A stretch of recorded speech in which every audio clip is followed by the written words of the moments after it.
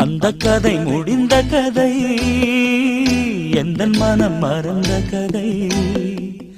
என்ன செய்ய விடுகதை போல் என்னுடைய பிறந்த கதை.